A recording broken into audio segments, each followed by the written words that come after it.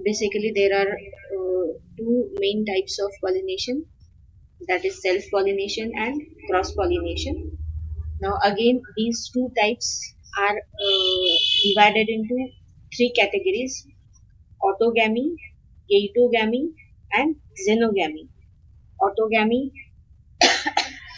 इसका मतलब होता है one minute.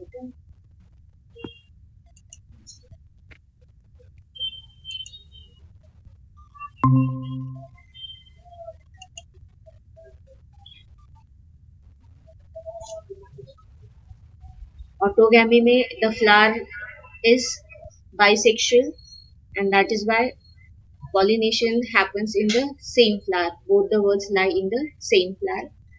That kind of pollination we call it as self-pollination or autogamy. Then gaetonogamy, इसमें क्या होता है? It is again a type of self-pollination, but the pollination needs help of pollinating agents. In this type of pollination, two different flowers of same plant are involved. समझ में आ रहा है? याद आ रहा है? मैम कौन सा चैप्टर है? चैप्टर नंबर फर्स्ट चैप्टर है 12th का, और page number Okay, 6, that is gaetonogamy. And जो लास्ट टाइप है that is xenogamy. Xenogamy यानी cross pollination. Now gaetonogamy and xenogamy में सिमिलैरिटी क्या है? Both of these type of pollination needs the help of pollinating agent. ठीक है, but xenogamy में two different plants are involved, but the plants are of same species. So xenogamy में क्या होता है, जिसको हम प्रॉपर क्रॉस पॉलिनेशन बोलते हैं? The pollen grains are transferred to the stigma of the flower of different plant of same species. That is xenogamy or cross pollination. Now जब cross pollination होगा तब जेनेटिक वेरिएशंस पॉसिबल होते हैं. gaetonogamy में दो there is cross help of pollinating agent, वहां पर proper crossing नहीं हो रहा है, तो वहां पर जो है वो जेनेटिक इवोल्यूशन नहीं होगा. ठीक है, so these are the three types of pollination. उसके बाद हमने देखा था अकॉर्डिंग टू बायोटिक हाँ बायोटिक एजेंट्स, एजेंट्स के हिसाब से पॉलिनेशन का जो टाइप होता है या फ्लावर्स जो प्लांट्स होते हैं उनको हम क्या क्या साइंटिफिकली नेमिंग करते हैं. वो बायोटिक एजेंट्स, अबायोटिक एजेंट्स में if the pollination happens with the help of wind, then that kind of pollination is called as anemophily. and उसमें हमने different modifications या adaptations क्या आते हैं flowers में वो देखे थे. flowers small होते हैं, inconspicuous होते हैं, डल कलर के होते हैं, यानी कलर जो होगा वो नहीं होगा, फ्रेग्रेंस नहीं होगा, जो भी पोलन ग्रेन्स होते हैं वो ड्राई होंगे एंड लाइट वेट होंगे, वेट उसका लाइट होगा, फिदरी स्टिग्मा होगा, फिदर लाइट होगा, एंड फिलामेंट जो होते हैं एंथर्स के वो लॉन्ग होते हैं. दीज आर द एडेप्टेशंस, ये देखे थे. सेकेंड जो टाइप आता है इसमें that is hydrophily, pollination with the help of water. Again hydrophily जो है उसको हमने टू टाइप्स में डिवाइड किया है. One is hypohydrophily and second is epihydrophily. Hypohydrophily yani pollination happens below the surface of water, exactly. And in epihydrophily the pollination will happen on the surface of water. Again इसमें जो adaptations होते हैं वो small flowers होंगे, inconspicuous होंगे, जो color होता है वो नहीं होगा, नेक्टर नहीं होगा फ्लावर्स में, एंड अगेन जो भी वर्ल्स होते हैं एंड्रोशियम, गाइनेशियम, ये वर्ल्स अनवेटेबल होंगे, that is they will have a coating of waxy material. ठीक है, so these are the adaptations in hydrophily. दो जो आगे का टॉपिक है that is pollination with the help of biotic agents. इसमें अगर बायोटिक एजेंट इंसेक्ट होते हैं तो हम उनको बोलते हैं एंटेमोफाइली। ठीक है, एंटेमोफाइली में फ्लावर्स कैसे होंगे? कलरफुल होंगे, लार्ज फ्लावर्स होंगे, उसमें pregnant. स्मेल होगा, Good. नेक्टर होगा। So these are the adaptations in एंटेमोफाइली।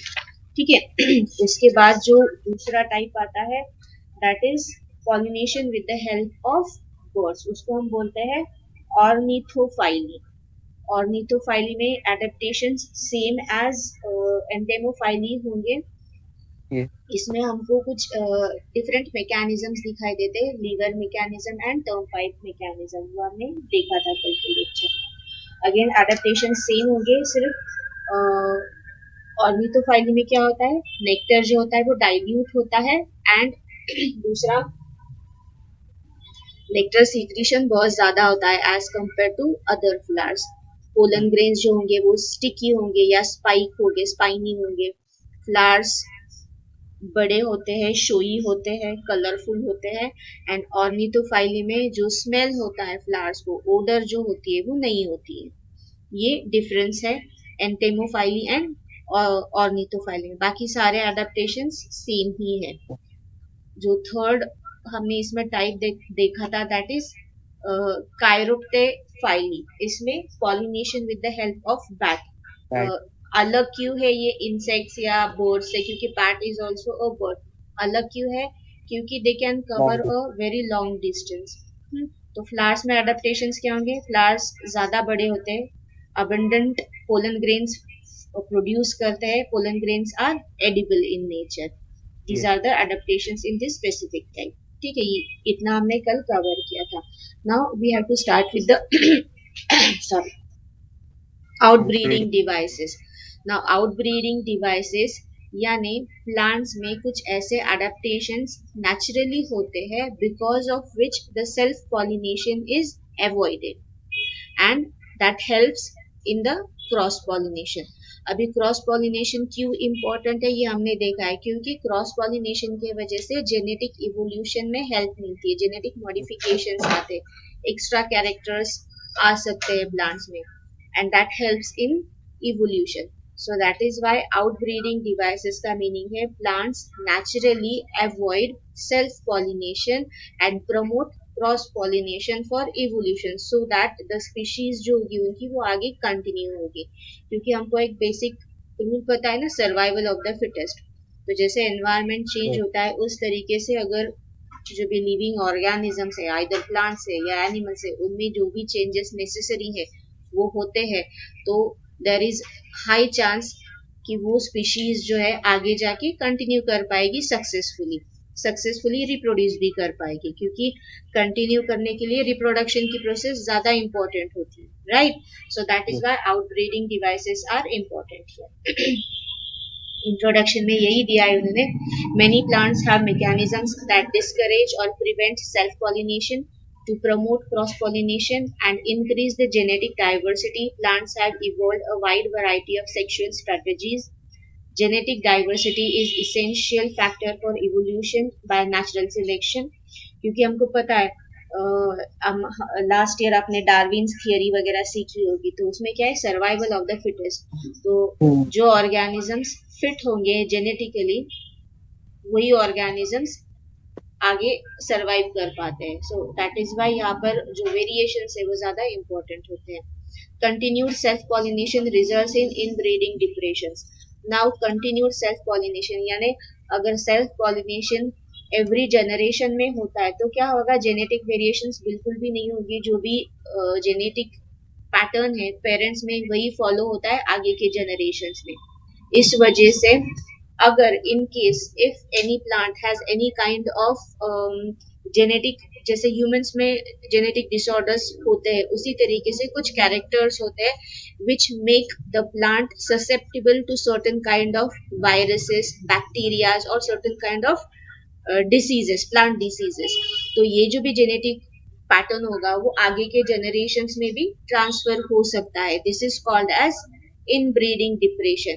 यानी एलिमिनेट नहीं होगा, जो भी पैटर्न है, हार्मफुल पैटर्न होता है जो प्लांट्स के लिए, वो एलिमिनेट नहीं होगा, वो वैसे ही आगे कंटिन्यू होता जाता है। This is called as inbreeding depression. समझ में आ रहा है meaning? Hmm? So that is why plants also naturally prefer cross pollination and for this purpose कुछ चेंजेस आते हैं, कुछ एडेप्टेशंस होते हैं, वो हमको इसमें देखने हैं.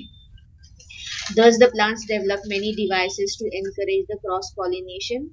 So that is why इसको हम contrivance यानी devices होता है, outbreeding devices which help in cross pollination. उसमें सबसे पहला है unisexuality.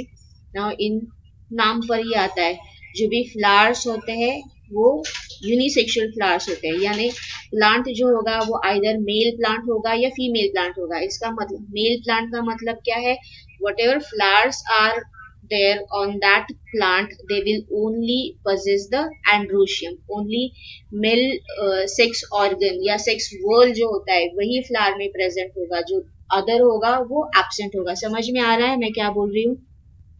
पक्का Yes, समझ ma'am. में आ रहा है? ठीक है. So plants bear either male और female flowers. This is called as dioecism. So dioecious plants या डायोशियस फ्लावर हम जिसको बोलते हैं, उसका मीनिंग होता है the flowers only have a single sexual whorl present inside it. Out of 4 whorls only three are present, and जो essential 2 whorls होते हैं उनमें से एक ही प्रेजेंट होता है, आइदर मेल और फीमेल whorl प्रेजेंट होगा. ऐसे जो फ्लावर्स होते हैं उसको हम बोलते हैं डायोशियस फ्लावर्स और डायोशियस प्लांट्स. मीनिंग समझ में आ गया? ये मीनिंग्स जो है ये बुक में लिख के रखो, आपके पास टेक्स्ट बुक होगा उसमें, क्योंकि आगे जाके सिर्फ यही वर्ड्स आते हैं. ये वर्ड जब हम रीड करते हैं तो हमारे दिमाग में, ब्रेन में उसका मीनिंग फिट होना चाहिए कि इसका मतलब क्या है. ठीक है. सो डायोशियस यानी जिसको हम यूनिसेक्सुअल फ्लावर बोलते हैं ना, आइदर मेल और फ्लावर फीमेल. ठीक है. So the flowers are unisexual. अगर फ्लावर्स यूनिसेक्सुअल है तो ऑब्वियसली उसमें सेल्फ पॉलिनेशन होगा ही नहीं. बराबर है? Yes, correct. yes. So self pollination is not possible in such a kind of plants. ये एक केस देखा हमने यूनिसेक्सुअल और यूनिसेक्सुअलिटी में. दूसरा क्या होता है, प्लांट्स में हैव मोनोशियस और प्लांट्स में भी मोनोशियस. इसका मीनिंग क्या है, डायशियस के अपोजिट. समझ में आ रहा है? Yes, ma'am. डायशियस में हमने क्या देखा कि आइदर एक ही टाइप का फ्लावर, मतलब पूरे प्लांट में only male flowers will be present और पूरे प्लांट में ओनली फीमेल फ्लावर्स क्या आर प्रोड्यूस्ड. मोनोशियस का मीनिंग होता है एक ही प्लांट पर कुछ फ्लावर्स फीमेल फ्लावर्स होते हैं, कुछ फ्लावर्स मेल फ्लावर्स होते हैं. That is the meaning of monoecious. समझ में Yes, आ रहा है? दोनों का डिफरेंस समझ में आ गया? फिर से एक बार बोलती हूँ. डायोशियस फ्लावर या डायोशियस प्लांट का मीनिंग होता है the plant is unisexual. That means it will produce only male flowers और female yes. Flowers. And monoecious में क्या होता है, the plant in that particular plant some flowers are female flowers and some flowers can be male flowers. No. ऐसा जो plant होता है उसको हम बोलते हैं मोनोशियस प्लांट.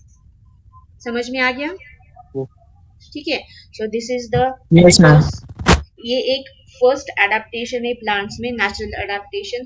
दूसरा है डाइकोगैमी. नाउ डाइकोगैमी में क्या होता है जो वर्ल्स है androecium and gynoecium, they mature at different timings. Though the flowers are bisexual, उनका जो मैच्योरिटी का पीरियड होता है एंड्रोशियम एंड गाइनेशियम का वो डिफरेंट डिफरेंट होता है, एंड दैट इज वाई वहां पर सेल्फ पॉलिनेशन अवॉइड होगा. क्लियर है? Yes, So in this device anthers and stigmas, that is anther यानी androecium and gynoecium mature at different timings in the bisexual flower so as to prevent the self pollination. Now इस type में again दो type आते हैं, प्रोटैंड्री and protogyny. Now नाम भी समझ में आ जाएगा.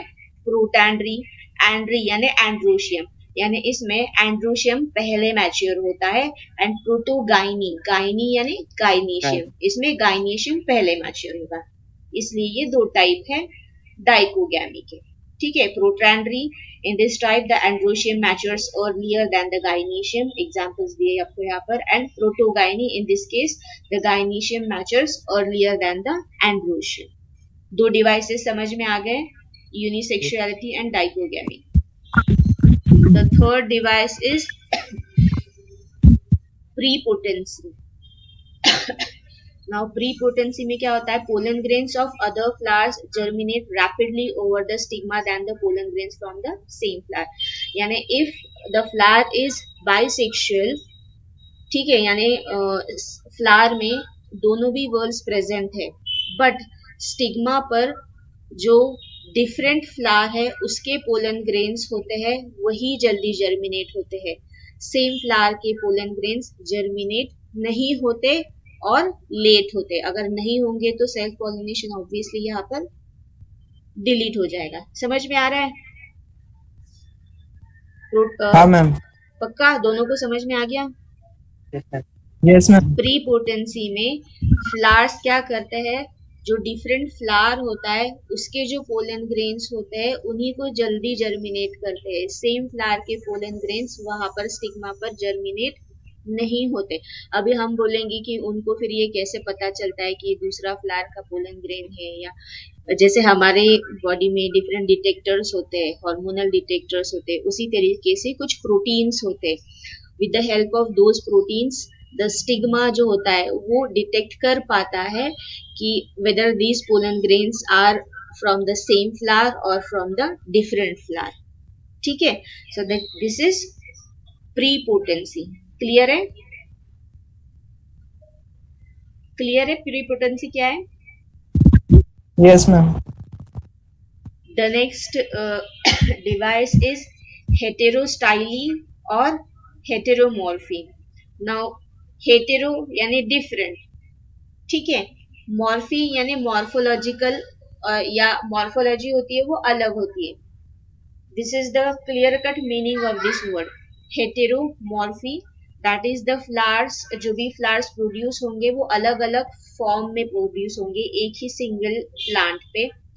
एंड हेटेरोस्टाइली सेम है. हेटेरोस्टाइली यानी जो androecium and gynoecium, that is anthers and stigmas जो होते हैं उनका जो प्लेसमेंट होता है वो अलग अलग डिफरेंट लेवल पर होता है. दैट इज वाई यहाँ पर सेल्फ पॉलिनेशन अवॉइड होगा. अगर स्टिग्मा हाई लेवल पर है एंड एंथर्स जो है वो स्मॉलर साइज के है, तो ऑब्वियसली एंथर से पोलन ग्रेन स्टिग्मा पर जाना डिफिकल्ट हो जाएगा. समझ में आ रहा है मैं क्या बोल रही हूँ? Hello, 1 minute only. हाँ, तो हेटेरोस्टाइली यानी जो दोनों इसेंशियल वर्ल्स होते हैं वो अलग अलग लेवल पर प्लेस होते हैं सेम फ्लावर में. Because of that self pollination avoid होगा. एंड सिमिलरली दूसरा जो है हेटेरोमॉर्फी, यानी जो फ्लावर्स होते हैं वो डिफरेंट मॉर्फोलॉजी शो करते हैं. डिफरेंट मॉर्फोलॉजी का मीनिंग तो सबको पता है ना. जो हमको नेकेड आईज में फ्लावर्स दिखाई देते हैं उनका पैटर्न अलग अलग होता है. कुछ फ्लावर्स में सेम है कि एंथर एंड स्टिग्मा इनका जो हाइट होगा वो अलग अलग होगा, उसका जो प्लेसमेंट होगा वो अलग अलग होगा. So both the meanings are actually same. आवाज आ रहा है मेरा? Yes ma'am. In some plants like primrose वगैरह जो प्लांट्स हैं उनमें क्या होता है, अलग अलग फॉर्म्स दिखाई देते हैं हमको फ्लावर्स के. 2 और 3 फॉर्म्स और types of flowers in which stigmas and anthers are placed at different levels. That is why it is called as heterostyly and heteroanthy. Heterostyly यानी जो कार्पेल है उसका प्लेसमेंट, एंड हेटेरोएंथी एंथर्स जो होते हैं उनका प्लेसमेंट डिफरेंट पोजीशंस पर होगा. This prevents the pollens from reaching the stigma and pollinating it. In heteromorphic flowers, the pollen grains produced from anther pollinate stigmas produced at the same level. मतलब हेटेरोस्टाइली जहां पर है, यानी हेटेरोस्टाइली एंड हेटेरोएंथी, ये जो दोनों टाइप्स है इसमें सेल्फ पॉलिनेशन अवॉइड ही होगा क्योंकि उनकी लेवल ही अलग होती है, जिसकी वजह से सेल्फ पॉलिनेशन होता ही नहीं है वहां पर. एंड हेटेरोमॉर्फी में क्या होगा, इन केस अगर उस फ्लावर में दोनों भी वर्ल्स एक ही पोजीशन पर होते हैं तभी वहां पर सेल्फ पॉलिनेशन होगा. Otherwise always it will prefer the cross pollination. समझ में आ गया? यस. पक्का? The next device is herkogamy. ना हर्कोगैमी में क्या होता है, जो भी सेक्सुअल वर्ल्ड्स है एंड्रोशियम गाइनीशियम, इनमें एक बैरियर वहां पर डेवलप हो जाता है। अभी बैरियर कुछ भी हो सकता है, जैसे हमने पहला जो ये केस देखा यहाँ पर हेट्रोस्टाइली, उसमें जैसे दोनों भी जो वर्ल्स है वो अलग अलग लेवल पर प्लेस होते हैं सेम फ्लावर में, उस काइंड का भी मैकेनिज्म हमको बैरियर मैकेनिज्म में यहाँ पर दिखाई दे सकता है। It is the mechanical device to prevent self pollination in bisexual flower in plants. Natural physical barrier is present between the two sex organs. मतलब क्या होगा, एंड्रोशियम एंड गाइनेशियम में नेचुरली वहां पर फिजिकल बैरियर प्रेजेंट होगा, because of which the self pollination is avoided and उनमें contact ही नहीं होगा, to avoid the contact of pollen grains with the stigma of the same flower. मतलब क्या है, सेल्फ पॉलिनेशन अवॉइड हो जाएगा यहाँ पर। Pentangular stigma is positioned above the level of anthers. Example दिया है आपको ये कैलोट्रोपिस का। कैलोट्रोपिस में क्या होता है, जो स्टिग्मा होता है वो बहुत ऊपर के पोजीशन पे होता है, एंड जो भी स्टामेन्स होते हैं वो लोअर पोजीशन में होते हैं। एंथर्स कहाँ पर यानी पोलन ग्रेन्स कहाँ पर प्रोड्यूस होंगे, एंड्रोशियम में, एंथर के ऊपर। अगर एंथर की साइज लोअर पोजीशन में है तो ये जो पोलन ग्रेन्स होते हैं वो हायर पोजीशन पर जो स्टिग्मा होता है वहां पर रीच नहीं कर पाते हैं। सो इसको हम बोलते हैं हर्कोगैमी। समझ में आ रहा है? Yes, ma'am. पक्का दोनों को समझ में आ रहा है? Then left. Next is self incompatibility, यानी जो प्लांट्स होते हैं उनमें ही जेनेटिक कुछ ऐसे चेंजेस हो जाते हैं कि जिसके वजह से सेल्फ पॉलिनेशन उनमें होता ही नहीं है। यानी अगर सेम फ्लावर पर या सेम फ्लावर के स्टिग्मा पर सेम फ्लावर के पोलन ग्रेन्स अगर स्टिक होते हैं तो वो वहां पर जर्मिनेट नहीं होते हैं बिकॉज ऑफ जेनेटिक मॉडिफिकेशंस। इसको हम बोलते हैं self incompatibility, that is self sterility. समझ में आ गया? Okay. सो इन breeding sorry out breeding devices में हमने यूनिसेक्सुअलिटी देखी। यूनिसेक्सुअलिटी यानी एक ही टाइप का फ्लावर प्रेजेंट होगा आइदर प्लांट में और बोथ अलग अलग होंगे, ठीक है। Yes. Female dichogamy, female. हाँ, डाइकोगैमी में क्या होता है, डाइकोगैमी में एंथर एंड या एंड्रोशियम एंड गाइनेशियम, इनका Yes. मैच्योरेशन का जो टाइमिंग होता है वो डिफरेंट डिफरेंट होता है। That is why again dichogamy is divided into two types, protandry and protogyny. Androecium पहले मैच्योर होगा, प्रोटोगाइनी में गाइनेशियम पहले मैच्योर होगा। Next is prepotency. प्रीपोटेंसी में क्या होता है, जो आउटसाइड के पोलन ग्रेन्स है वही जल्दी जर्मिनेट होते हैं अदर देन द सेल्फ। जो पोलन ग्रेन्स होंगे, खुद के जो पोलन ग्रेन्स होंगे फ्लावर्स के, वो स्टिग्मा पर जर्मिनेट नहीं होते हैं या लेट जर्मिनेट होते हैं। उससे पहले अगर फ्लावर पर दूसरे फ्लावर का पोलन ग्रेन आता है, अटैच होता है, तो वो पहले जर्मिनेट होगा, दैट इज प्रीपोटेंसी। हेटेरोस्टाइली और हेटेरोमॉर्फी में क्या होता है, 2-3 अलग अलग मॉडिफाइड फ्लावर्स होते हैं जिनमें एंड्रोशियम एंड गाइनेशियम की पोजीशन अलग अलग होती है। Because of that difference in the position, self pollination is avoided in heterostyly. Next type is herkogamy. Herkogamy में नेचुरली वहां पर फिजिकल बैरियर्स प्रेजेंट होते हैं between the two sex organs, that is between the androecium and gynoecium natural barrier present होता है। उनकी जो height होती है वो डिफरेंट होती है, दैट इज वाई यहाँ पर सेल्फ पॉलिनेशन अवॉइड होगा। एंड जो लास्ट इन आउटब्रीडिंग डिवाइस है दैट इज सेल्फ इनकम्पैटिबिलिटी।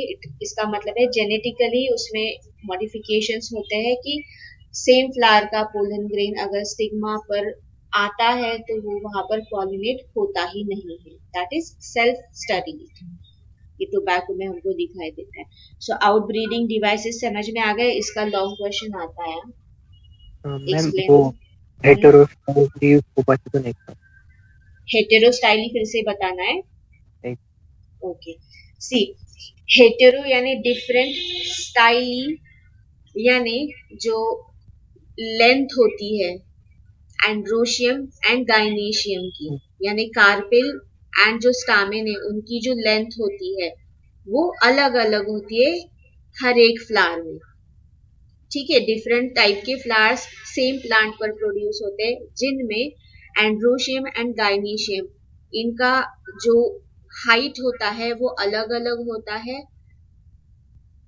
दूसरा केस, अगर हाइट सेम है तो androecium and gynoecium different position पर प्लेस होते हैं। जो गाइनेशियम है वो अगर अपर पोजीशन पर प्लेस होगा एंड एंड्रोशियम लोअर पोजीशन पर प्लेस होगा तो वहां पर सेल्फ पॉलिनेशन अपने आप ही अवॉइड हो जाएगा। समझ yes, में आ रहा है? दूसरा जो है हेटेरोमॉर्फी।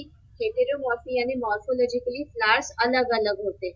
नाउ इनमें सेल्फ पॉलिनेशन अपने आप ही अवॉइड हो जाता है क्योंकि एंड्रोशियम गाइनेशियम की पोजीशन एवरी फ्लावर में डिफरेंट हो जाती है। लेकिन हेटेरोमॉर्फी में सेल्फ पॉलिनेशन कब होगा? जब इन केस अगर कभी ऐसे होता है कि दोनों भी वर्ल्स सेम पोजीशन पर है फ्लावर में, देन ओनली वहां पर सेल्फ पॉलिनेशन होगा, अदरवाइज क्रॉस पॉलिनेशन होगा। ऐसे चांसेस जो होते हैं वो बहुत कम होते हैं। 90% चांस होता है क्रॉस पॉलिनेशन का, ओनली 10 to 5% चांस होता है सेल्फ पॉलिनेशन का इन हेटेरोमॉर्फी। समझ में आ गया? yes, पक्का? yes,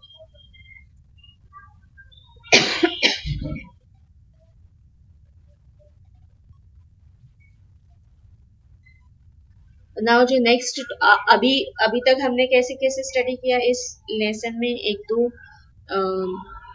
मेल गैमेट कैसे प्रोड्यूस होता है, फीमेल गैमेट कैसे प्रोड्यूस होता है, वगैरह वगैरह। उसके बाद हमने पॉलिनेशन यानी गैमेट फ्यूज होने से पहले पॉलिनेशन की जरूरत होती है, फिर पॉलिनेटिंग एजेंट्स एंड उसके डिफरेंट डिफरेंट पॉलिनेशन के टाइप क्या होते हैं उस हिसाब से वो स्टडी किया।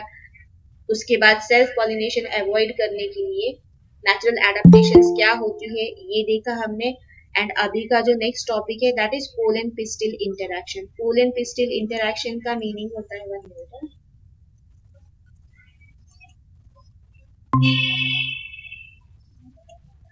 पोलन पिस्टिल इंटरैक्शन का मीनिंग है पोलन ग्रेन जब स्टिग्मा पर आ जाएगा उसके बाद फर्टिलाइजेशन तक की जो भी डिफरेंट प्रोसेसेस या डिफरेंट इवेंट्स इसमें इवॉल्व होते हैं उसको हम बोलते हैं पोलन पिस्टिल इंटरैक्शन। समझ में आ रहा है? पोलन पिस्टिल इंटरैक्शन में there are different events involve in this process. कहाँ से शुरू होता है ये? When the pollen grains are they attach or they are deposited on the stigma।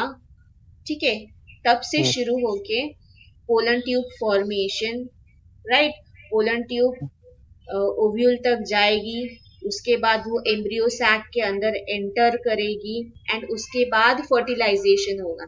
तो यहाँ तक के जो डिफरेंट इवेंट्स है वो सारे आते हैं पोलन पिस्टिल इंटरैक्शन। क्लियर है इस टॉपिक में हमको क्या स्टडी करना है? yes, ma'am. ठीक है, now it is the interaction of pollen grains with sporophytic tissue that is stigma. मतलब पोलन ग्रेन्स स्टिग्मा पर डिपॉजिट होने के बाद क्या क्या प्रोसेस होती है वो हमको इसमें सीखना है। It begins with the pollination and ends with fertilisation. So pollen pistil interaction, it begins or it will begin with the deposition of pollen grains on the stigma, that is the process of pollination, and it will end when the fertilization happens. ठीक है, when the male gamete and female gamete will fuse, at that time this interaction will end. All the events from the deposition of pollen grains on stigma to the entry of pollen tube in the ovule, these are referred as pollen pistil interaction। अभी ये synergid का role क्या है आगे जाके देखेंगे। अभी इतना ही ध्यान में रखना है कि all the events कहाँ से, from the deposition of pollen grains on the stigma till the process of fertilization or the formation of pollen tube and the entry of pollen tube inside the ovule and then inside the embryo sac। इतने सारे events हमको इस interaction में सीखने हैं। The pollination does not guarantee the transfer of right type of pollen।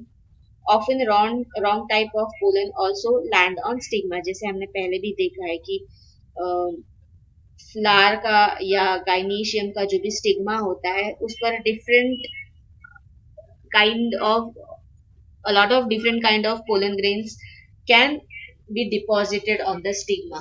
But हर एक pollen grain वहां पर जर्मिनेट होगा क्या?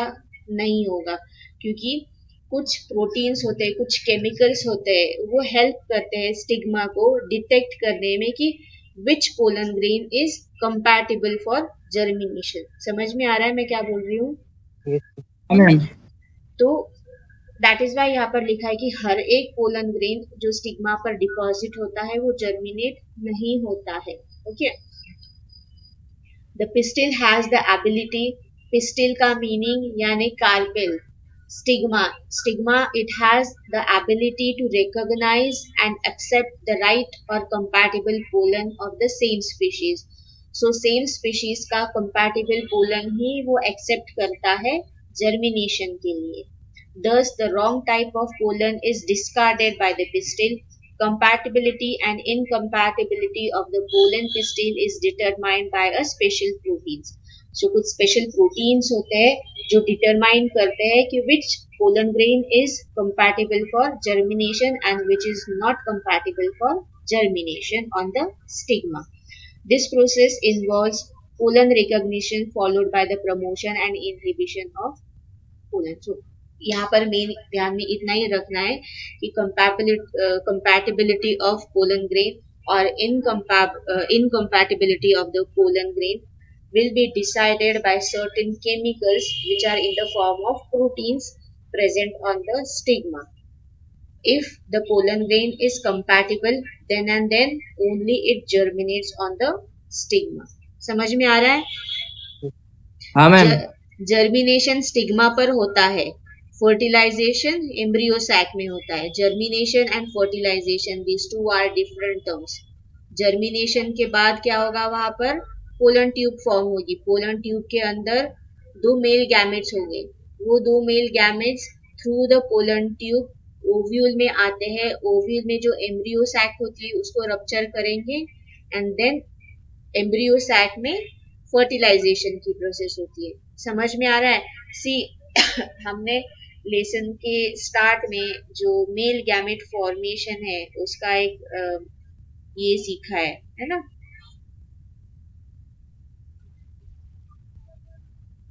है ना? हाँ. यहाँ पर Yes. पोलन ट्यूब में आइदर जर्मिनेशन के बाद यहाँ पर पोलन मेल गैमेट्स फॉर्म होते हैं और या पोलन ग्रेन पोलन ट्यूब में फॉर्म होते हैं. तो ये जो पोलन ट्यूब होती है वो जो स्टिग्मा के बाद जो दूसरा पार्ट कौन सा पार्ट होता है? कार्पेल का. कौन से 3 पार्ट्स है? Ovary, style and stigma. तो ये जो पोलन ट्यूब होती है ये स्टाइल के थ्रू पास होती है. कहाँ तक आएगी? ये यहाँ तक आएगी. इस पार्ट को रप्चर करेगी, म्यूसिलस को रप्चर करेगी यानी ओव्यूल को रप्चर करेगी. उसके बाद ये एम्ब्रियो सैक को रप्चर करेगी एंड देन अंदर फर्टिलाइजेशन होगा. समझ में आ रहा है? तो ये प्रोसेस अभी हमको यहाँ पर सीखनी है.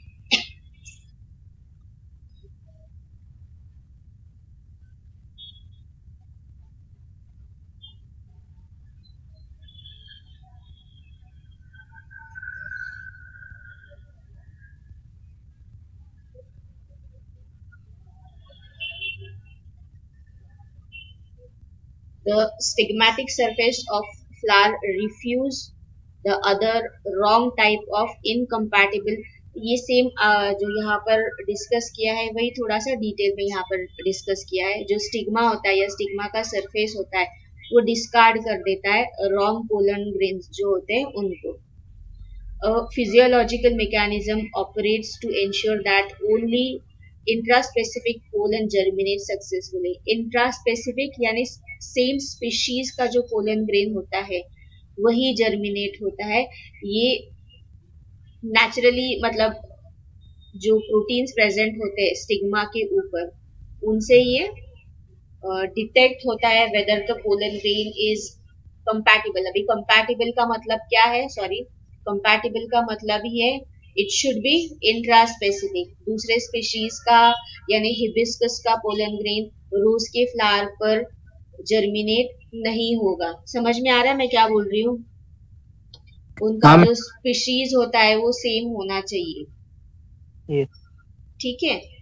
So the compatible pollen absorb, अभी जर्मिनेशन की प्रोसेस शुरू हो गई. कब शुरू हो गई? पोलन ग्रेन्स और compatible pollen grains are deposited on the stigma, या stigma detects the compatible pollen grains. Stigma ने डिटेक्ट कर लिया कि कौन से पोलन ग्रेन्स कंपैटिबल है. नाउ ऐसे जो कंपैटिबल पोलन ग्रेन्स होते हैं वो क्या करते हैं, जो स्टिग्मा पर वाटर कंटेंट होता है वो वाटर कंटेंट एंड जो न्यूट्रिएंट्स होते हैं उनको एब्सॉर्ब करते हैं. The compatible pollens absorb water and nutrients from the surface of the stigma and they germinate. Germinate होंगे इसका मतलब क्या है? They will produce the pollen tube. समझ में आ रहा है?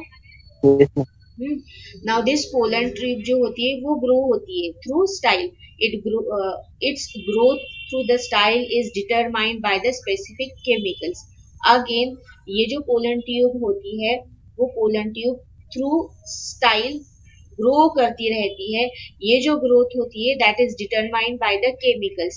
स्पेसिफिक केमिकल्स होते हैं. This chemicals are secreted by the synergids. Synergids याद आ रहा है?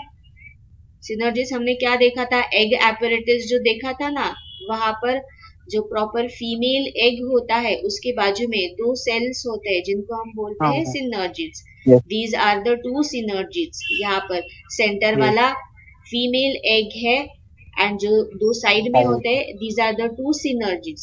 तो ये जो सिनर्जिड्स होते हैं ये कुछ केमिकल सीक्रेट करते हैं.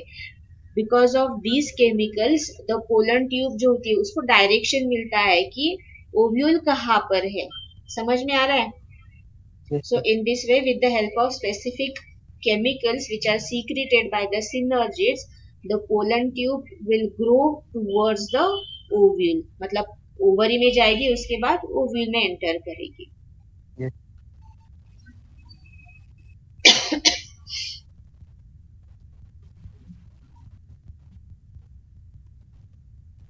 The stigmatic surface provides the essential prerequisites for the successful germination which are absent in the pollen.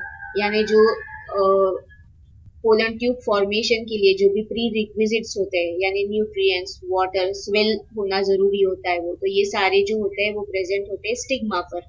So that is why the stigma का जो सरफेस होता है या स्टिग्मेटिक सरफेस जो होता है वो सारे ये प्री रिक्विजिट्स जो होते हैं वो पोलन को प्रोवाइड करते हैं so that it can germinate on the surface of the stigma. The pollen tube is finally pushed through the ovule. So pollen tube grow करते करते वो ओव्यूल को क्रॉस करती है and reaches the embryo sac. मैंने अभी आपको जो दिखाया डायग्राम में कि वो ओव्यूल को पियर्स करेगी, उसके बाद वो एम्ब्रियो सैक को पियर्स करेगी. The tip of pollen tube enters in one of the synergids. तो जो दो सिनर्जिड्स होते हैं साइड में उसमें से एक सिनर्जिड को रप्चर करती है पोलन ट्यूब एंड उस सिनर्जिड में जो भी वाटर कंटेंट होता है वो एब्सॉर्ब कर लेता है. ठीक है. And then it ruptures and releases the contents. So जो भी पोलन ट्यूब में जो भी कंटेंट होते हैं वो कंटेंट अभी एम्ब्रियो सैक में वो रिलीज कर देगी. पोलन ट्यूब में क्या क्या होता है? दो मेल गैमेट होते हैं और एक दूसरा बड़ा सेल होता है. कौन सा सेल होता है वो? जिसको हम ट्यूब न्यूक्लियस बोलते हैं. Right? 1 minute, I'll show you.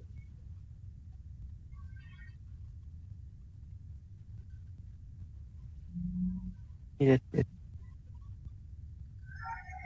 ये जो पोलन ट्यूब है, पोलन ट्यूब में दो मेल गैमेट्स होते हैं एंड एक ट्यूब न्यूक्लियस होता है. तो ये सारा का सारा कंटेंट अभी एम्ब्रियो सैक में एंटर हो जाएगा. यानी जो पोलन ट्यूब होती है वो एक सिनर्जिड को रप्चर करेगी, आइदर दिस और दिस रप्चर करेगी एंड इसमें जो भी वाटर कंटेंट होता है ये पोलन ट्यूब में एब्सॉर्ब होता है. वाटर कंटेंट ज्यादा होने की वजह से ये पोलन ट्यूब भी अभी रप्चर हो जाएगी. रप्चर होने के बाद ये तीनों स्ट्रक्चर्स एम्ब्रियो सैक में आ जाते हैं. समझ में आ रहा है? yes ma'am. नाउ होता क्या है, ये जो एक मेल गैमेट है, ये मेल गैमेट ये जो फीमेल एग होता है उसको फर्टिलाइज करता है. ठीक है. This is the first fertilisation. समझ में आ रहा है? मैं डबल फर्टिलाइजेशन यहाँ पर थोड़ा सा एक्सप्लेन कर रही हूँ. एज द पोलन दो मेल गैमेट्स होते हैं पोलन ट्यूब में, उसमें से एक मेल गैमेट एग सेल को फर्टिलाइज करता है। नाउ मेल गैमेट हैप्लॉइड है, एग सेल भी हैप्लॉइड ही होता है, तो यहाँ पर डिप्लॉइड जाइगोट फॉर्म हो जाएगा। समझ में आ रहा है? yes, दूसरा जो मेल गैमेट होता है, ये जो सेकेंडरी न्यूक्लियस होता है जो कि डिप्लॉइड होता है, क्योंकि ये दो सेल्स एक साथ मिलके, समझ में हाँ आ रहा हाँ है, हाँ, yes, yes, yes, ये डिप्लॉइड होता है। तो ये हैप्लॉइड एंड ये डिप्लॉइड यानी ट्रिप्लॉइड सेल यहाँ पर फॉर्म होगी। समझ में आ रहा है ना? yes, yes, So this is the second fertilization. In this way, the two male gametes जो होते हैं वह वो दो time fertilization, the fertilization happen two times. okay, That is why double fertilization आपको आगे जाके ये सीखना है, either आज के लेक्चर में होगा या कल के लेक्चर में होगा, लेकिन ये बात ध्यान में रखनी है, ठीक है? So this is double fertilization. Every angiosperms में डबल फर्टिलाइजेशन ही होता है।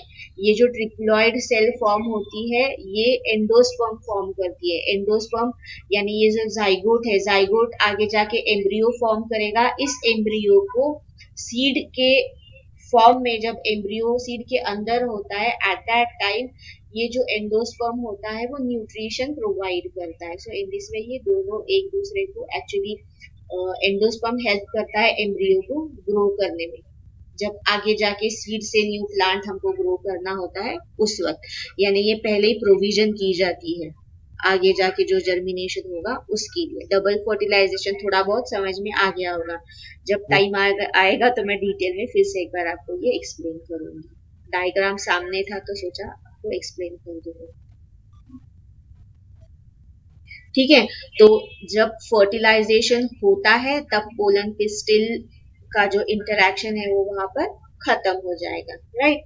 So the pollen tube is finally pushed through the ovule. It reaches the embryo sac. The tip of pollen tube enters in one of the synergies, and then it ruptures the मतलब pollen tube rupture होगा and it will release all the content inside the embryo sac. Due to pollen pistil interaction, intense competition develops even in the compatible pollen grains. So ये छोड़ दो यहाँ पर, यहाँ तक का जो स्टेप्स था ये स्टेप्स सारे आते हैं पोलन पिस्टिल इंटरैक्शन में। समझ में आ गया यहाँ okay, तक का पार्ट? फिर से yes, ma'am, एक्सप्लेन करना है? जरूरत है फिर से no, एक्सप्लेन करने की? no, ma'am, ठीक ठीक है। So it also plays an important role in sexual reproduction and seed formation, क्योंकि अगर फर्टिलाइजेशन नहीं होगा तो ऑब्वियसली सीड फॉर्मेशन होगा ही नहीं आगे जाके, बराबर है ना?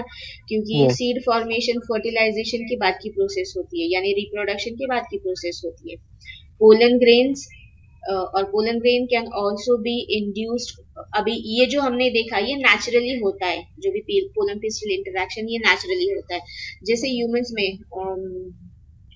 हम बोलते हैं ना इन विट्रो फर्टिलाइजेशन, यानी टेस्ट ट्यूब बेबी, जो आपने 10th में सीखा हाँ, था थोड़ा बहुत कि लैब में हम yes, कुछ प्रोसेस करते हैं वगैरह वगैरह, तो same kind of in vitro process can also be performed in case of plants.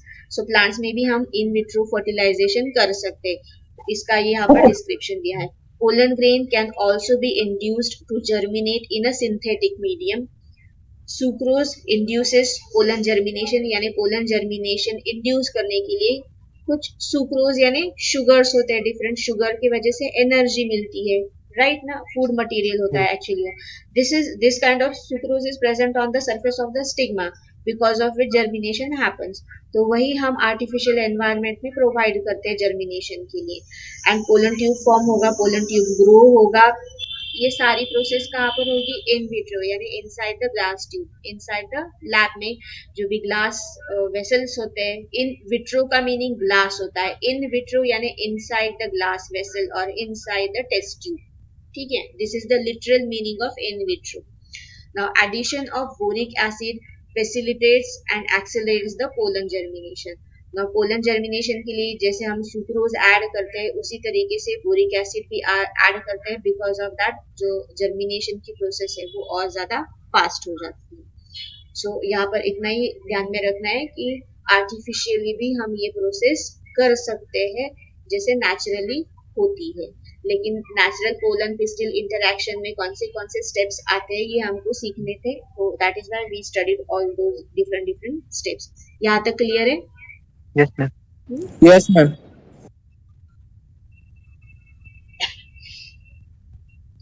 Now artificial hybridization. Artificial hybridization का मीनिंग होता है कि दो अलग अलग प्लांट्स हैं जिनमें अलग अलग कैरेक्टरिस्टिक्स है। कुछ कैरेक्टरिस्टिक्स हेल्पफुल होते हैं, हमारे लिए बेनिफिशियल होते हैं, तो हम लोग क्या करते हैं हाइब्रिडाइजेशन के प्रोसेस में दोनों प्लांट के जो हमारे लिए बेनिफिशियल कैरेक्टर्स है वो कैरेक्टर्स के जो जीन्स होते हैं उनको हम ऐड करके एक नया तीसरा प्लांट तैयार कर लेते हैं, उसको हम बोलते हैं हाइब्रिडाइजेशन। समझ में आ रहा है मैं क्या बात कर रही हूँ? समझ में आ रहा है या नहीं आ रहा है? मैम एक बार फिर से रिपीट कर। सी सपोज हमारे पास दो प्लांट्स हैं, एक है ए वाला एंड एक है बी वाला, ठीक है। नाउ ए प्लांट में जो भी कैरेक्टर्स है उनमें से कुछ कैरेक्टर्स हमारे लिए यानी मैनकाइंड के लिए बेनिफिशियल है, ठीक है। यानी उनका जो ग्रोथ टाइमिंग है वो कम होगा वगैरह वगैरह ऐसा, या उनका प्रोडक्टिविटी है, जो भी क्रॉप प्लांट है उसका प्रोडक्टिविटी हाई होगा, टाइम कम होगा, ऐसे कुछ कैरेक्टर्स है जो हमारे लिए बेनिफिशियल है। बी प्लांट है उसमें कुछ कैरेक्टर्स है यानी कुछ डिसीज रेजिस्टेंस कैरेक्टर्स है बी प्लांट में, ठीक है। तो हमको क्या करना होता है, ए के प्लस कैरेक्टर्स यानी पॉजिटिव कैरेक्टर्स एंड बी के पॉजिटिव कैरेक्टर्स हमारे लिए जो है वो एक करके हमको एक नया प्लांट बनाना है जिसमें इसके सारे पॉजिटिव कैरेक्टर्स एंड इसके सारे पॉजिटिव कैरेक्टर्स, यानी इसका जो भी टाइम हार्वेस्टिंग का टाइम कम है या प्रोडक्टिविटी, मतलब अगर नॉर्मल प्लांट है वो 6 मंथ में हार्वेस्टिंग का टाइम आता है तो इन प्लांट्स में 4 मंथ में ही आता है। प्रोडक्टिविटी बहुत हाई है, अगर 1 एकड़ में 1 क्विंटल आता है तो इसमें 1 एकड़ में 2 क्विंटल आएगा। समझो मैं एग्जांपल दे रही हूँ। तो ये जो भी प्लस पॉइंट्स है ये एंड ये जो प्लांट है इसके जो प्लस पॉइंट्स है कि ये डिसीज रेजिस्टेंस है, यानी जो भी यहाँ पर हमको पेस्टिसाइड्स या जो भी जर्मिसाइड्स यूज करने पड़ते, केमिकल्स यूज करने पड़ते, फर्टिलाइजर्स यूज करने पड़ते, उसका जो चांस है मतलब यूज कम करना पड़ेगा या नहीं करना पड़ेगा, ऐसे कुछ कैरेक्टर्स बी प्लांट में है, वो डिसीजेस इसमें होते ही नहीं है। तो ये और ये कैरेक्टर एक करके हम सी नया प्लांट बनाते हैं जिसमें सिर्फ हमको चाहिए वही कैरेक्टर्स होते हैं, इसको हम बोलते हैं हाइब्रिडाइजेशन की प्रोसेस, ठीक है।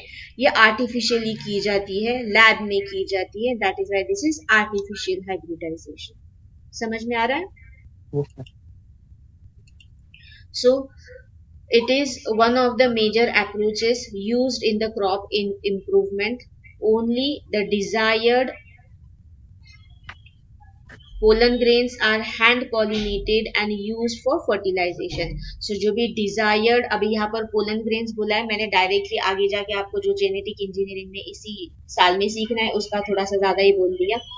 तो यहाँ पर जो डिजायर्ड पोलन ग्रेन्स है उनको हम हैंड पॉलिनेट करते हैं, यानी इसमें क्या करेंगे हम जो भी अदर वर्ल होता है उसको हम पैगिंग करते हैं, यानी स्टिग्मा पर, उस फ्लावर के स्टिग्मा पर जो पॉजिटिव कैरेक्टर्स वाला प्लांट है उसके पोलन ग्रेन्स हम डस्ट कर देते हैं। समझ में आ रहा है मैं क्या बोल रही हूँ? दिस इज अ वेरी मतलब बेस लेवल का टेक्निक मैं यहाँ पर बोल रही हूँ। जो पहले मैंने एक्सप्लेन किया आपको वो सबसे हाईएस्ट लेवल का टेक्निक यूज किया जो कि हम जेनेटिक इंजीनियरिंग में करते हैं। यहाँ पर मैन्युअली जो हम करते हैं उसका एक्सप्लेनेशन दिया है। ए एंड बी प्लांट है, बी के कुछ कैरेक्टर्स है वो बहुत ज्यादा अच्छे हैं तो वो मुझे ए प्लांट में इंट्रोड्यूस करने, तो मैं क्या करूंगी, बी प्लांट के जो पोलन ग्रेन्स है उनको हैंड पिक करके ए प्लांट का जो फ्लावर है उसके स्टिग्मा पर डस्ट कर दूंगी, ठीक है। So they are hand pollinated and used for fertilization. This is accomplished through the emasculation and bagging process. तो ऐसे ये जो प्रोसेस होती है उसमें ए प्लांट जो है जिसमें मुझे बी प्लांट के पोलन ग्रेन्स यूज करने, तो मुझे क्या करना होगा? सेल्फ पॉलिनेशन अवॉइड करने के लिए ए प्लांट का जो एंड्रोशियम है उसको कट कर देना होगा। समझ में आ रहा है? दैट इज इमैस्कुलेशन, यानी we cut out the androecium of that particular flower and dusting करने के बाद, यानी डिजायर्ड पोलन ग्रेन्स को उस स्टिग्मा पर डस्टिंग करने के बाद हम उसको बैगिंग कर देते, उसको बैग लगा देते, so that again with the help of other pollinating agents कुछ अलग से पोलन ग्रेन्स उस पर ना आके डिपॉजिट हो जाए। सो उसके लिए हम डस्टिंग करने के बाद उसको बैगिंग कर देते। This is the simplest method which is used for artificial hybridization. यहाँ तक क्लियर है? Yes ma'am. अभी बाकी का जो टॉपिक है वो हम कल के लेक्चर में देखते हैं, double fertilization. Actually double fertilization जो मैंने थोड़ी देर पहले आपको एक्सप्लेन किया था, यानी डबल फर्टिलाइजेशन में क्या क्या स्टेप्स आते हैं ये बताती हूँ मैं अभी। बेसिकली सबसे पहला स्टेप होगा पॉलिनेशन होगा, वो उसके बाद पॉलिनेशन के बाद जो हमने पोलन पिस्टल इंटरैक्शन में जो स्टेप्स देखे वही सारे स्टेप्स डबल फर्टिलाइजेशन में आते हैं। यानी पोलन ग्रेन जो होगा वो जर्मिनेट होगा, सेकेंड स्टेप में पोलन ट्यूब फॉर्मेशन होगा, थर्ड स्टेप में pollen tube will reach the ovule, it will pierce the embryo sac, it will pierce the synergid and it will उसके जो भी कंटेंट होते हैं पोलन ट्यूब के वो सारे के सारे एम्ब्रियो सैक में आ जाएंगे। उसके बाद जो दो मेल गैमेट्स होते हैं उसमें से one male gamete will fertilize the egg cell and the other male gamete will fertilize the polar nuclear. This is the double fertilization. ये मैंने एक जस्ट आपको सिंपल इसमें मतलब जो फ्लो चार्ट जैसे होता है ना आपका, उस तरीके से सिर्फ आपको फ्लो चार्ट बताया कि क्या क्या प्रोसेस होती है। इसमें कुछ अलग अलग टर्मिनोलॉजीज है, कुछ डिफरेंट मेथड्स भी है, तो वो हम कल के लेक्चर में डिटेल में स्टडी करेंगे। ठीक है?